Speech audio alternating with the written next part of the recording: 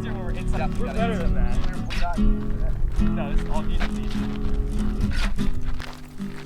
What is your definition of discipline? Well, discipline is essentially doing the things you don't want to do in the present so that you invest in your future self. So I like that. Yeah, it's like going to the gym sucks in the moment, but it's until you make it a habit and just doing it consistently, you improve over time. Yeah. You're not going to see any results right away, but investing in that future self day by day is just going to make you better and happier in the long term. Yeah, and I think that's like the hardest thing, like not looking at short term, but thinking of it long term is like the hardest thing. Like it's not gonna be good today, it's not gonna be good tomorrow, but it will be better in like Right. like in a far long time, which is the hardest thing, but it will end up working out. Can discipline exist without structure? Without structure, I think you can definitely go with the flow while being disciplined as long as you have habits that you follow consistently. Yeah.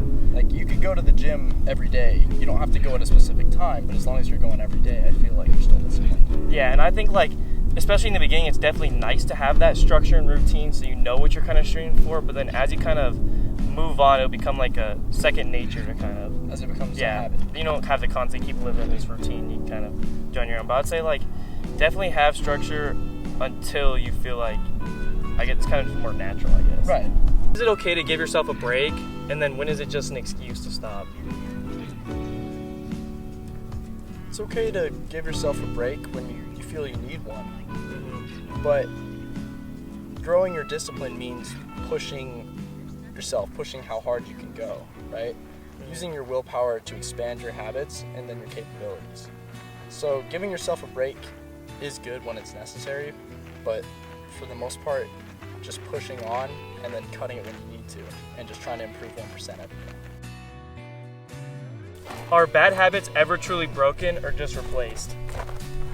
I'd say they're just replaced. Just replaced. You can stop doing something that's bad for you, but you're just going to do something else. So Yeah. if you're just going to do something else that's bad for you, then you're not really breaking any bad habits. You're just replacing them with other bad habits. If Yeah. you work to change and replace them with good habits, I Mm-hmm. think it makes it, I think that's the only way to really improve. Yeah, and I think I found like the hardest way to stop something is just genuinely tell yourself I'm not going to do it again. Then like it kind of keeps it in your mind like, oh, I'm not going to do that, I'm not going to do that, I'm not going to do that. And all you're thinking about is just not doing it, which is so hard to tell yourself. But if you're replacing it for something better and you can look forward to something else, then I think it will like actually like help you so much. Right. It's the same idea like when someone tells you no Yeah. to do something. It's like it's all you want to do, Mhm. right? Like, no, So don't think of this. don't Like, think about you're gonna that. think about You're that. thinking of it, Yeah, right? exactly. And like, once you like can replace it with like your goals and aspirations and something you genuinely look forward to, I feel like it'll make it so much easier to replace these short-term bad habits that feel good in the moment but end up hurting you. Do you think people overcomplicate self-discipline? I think it depends on the person, but for the most part, yes. Self-discipline doesn't necessarily have to be straight willpower. It's more consistent effort every day to develop a habit until you no longer have to use willpower to do the task to make yourself better. And I feel like people think self-discipline is like waking up at 4 a.m., running a 4-minute mile every single day, when like really it's just improving yourself little by little every single day until Right. it amounts to something beautiful. Yeah, it's not torturing yourself. It's just developing and growing as you go. Yeah, doing more than what you did yesterday. Right, 1% better every day. Do you think habits shape identity, or does your identity shape your habits? I think that we judge people based on what they do. So your habits make up who people view you as, and also who you view yourself as.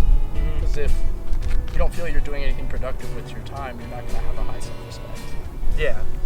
And I think like, I feel like your identity and like who you are should kind of like shape your habits, like who you actually are, your habits should align with that.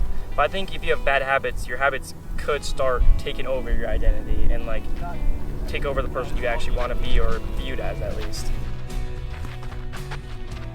Oh. Oh my god.